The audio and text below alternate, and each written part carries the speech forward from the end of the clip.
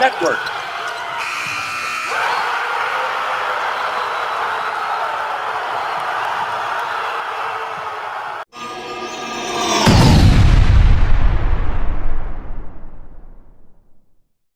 Hey, welcome back to the Missouri Sports Network here on High School Game Day, MissouriSportsNetwork.com, where everyone has a home field advantage. Presented by Liuna Laborers Local 663, who remind us to drive safely in those work zones.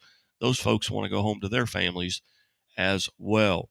Well, continuing our march around the state here with high school football state championships going on this weekend, we welcome to the show Seneca Indians head football coach Cody Hilburn. Coach, thanks so much for your opportunity to visit with you. Yeah, thanks for having me. First off, let's go back to last week's game here in the semifinal with St. Pius X, 41-17 victory. Kind of tell us a little bit about that game.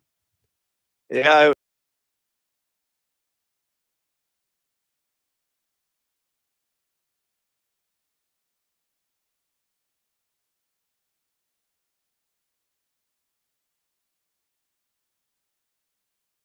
a pretty good drive, and we ended up holding them to a field goal.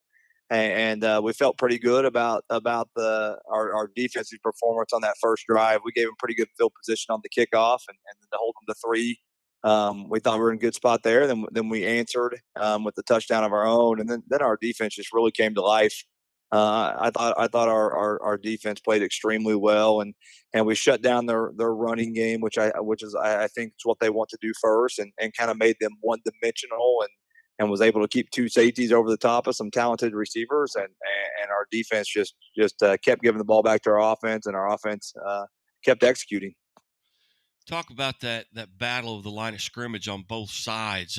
Obviously, you guys had offensively and defensively, your offensive and defensive linemen really stood out.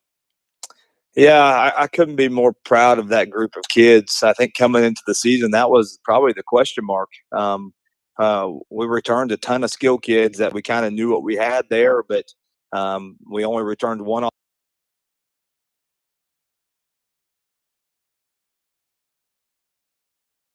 starters, and I can honestly say that they've gotten better every single week throughout the season. I think they're playing at a high level right now. Coach, you come out of that contest relatively healthy. Yeah, we did. I think we're in pretty good shape going into Friday. As you look at the preparation, this week, obviously there are things that you can prepare for when you're talking about your opponent. Maybe a couple of things that may be more difficult to prepare for. One is the weather's not going to be real good.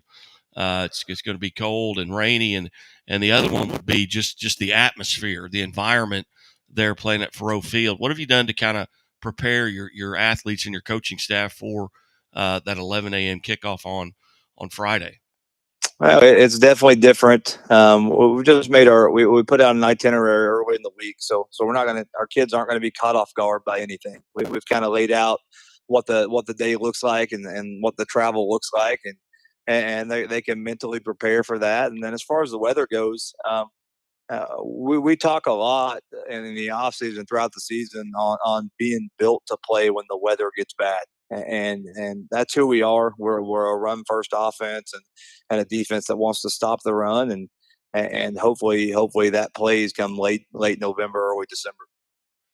Now, as you look at Central Park Hills on film, and I'm sure you've had extensive time to look at that, what stands out about you? What impresses you about their team?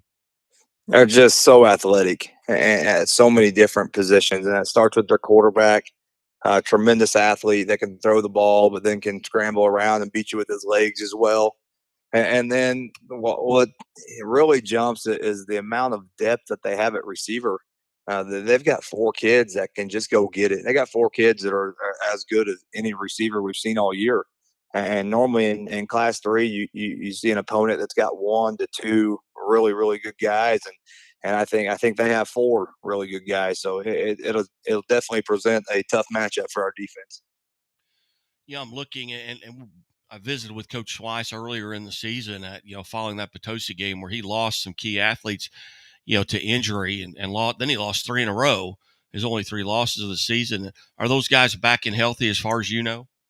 Yeah, they are all back, and I think you can see when they came back just by looking at their scores. And right after that 3-game losing streak, they got all those guys back, and they just continue to get better. And every week on film that we see them, they look like a better football team. We've talked about this throughout the season a couple different times with a couple different folks there in the Big 8 conference, but that Big 8 conference just prepares you for postseason, and has continued to do that for the likes of yourselves. Lamar is still playing. Nevada had a little bit of a run. That conference is just a gauntlet every night. Yeah, it's extremely tough, and as you're going through it, our goal was never in our conference was never to go undefeated. We never have that on the goal board. But we do need to learn from those weeks, throughout the Big 8. And we were fortunate enough to win them all. But man, we had to fight some adversity throughout the entire regular season. Being down several times. We were down at halftime to McDonald County. We were down 28-14 in the second half versus Nevada. But the thing that stands out the most is just the physicality in the conference. And you have to play extremely physical football week in and week out. You can get out of the conference somewhat healthy. I think it really pays off in the playoff run. Are you guys relatively healthy? Yeah, I think we are. I think it's week 15. Nobody feels 100%, but it's the state championship week, and I think everybody's ready to go leave it all out there. As you look at this team on film, is there a team in your conference or a team you've played this season that you can kind of compare them to? You can pull off a few teams. Mount Vernon, presented some of the 4 wide empty sets, and the same way with the Reed Springs, and kind of the quarterback play. The quarterback from Reed Springs could beat you with his legs or his arm, and so we could pull off those 2 games a little bit. But I think the thing that just continues to stand out with this team is just the depth they have at receiver. 11 a.m. kickoff Friday. What are you looking at as far as travel plans? When you heading out? Are you going up that morning or going up? Obviously, probably going up the night before. Yeah, we are going to on Thursday have our kids get let out of school a little bit early so we can start our practice around 12:30, and then we are going to try to get on the road at 2:45 and drive halfway and stop in Lebanon and have our team dinner, and then try to arrive at our hotel around 8 or 8:15, just long enough to have one more team meeting and do bed checks and get them bedded down and ready to go for Friday. Outstanding. Well, Coach, number one, congratulations on a tremendous season, no matter how it ends. But go out there and get the biggest trophy on Saturday, and we'll visit with you again next week. That sounds great. Thank you very much. You bet. Cody Hilburn, Seneca Indians head football coach, as they prepare for a state championship here. And you heard it here on the Missouri Sports Network. Back after this.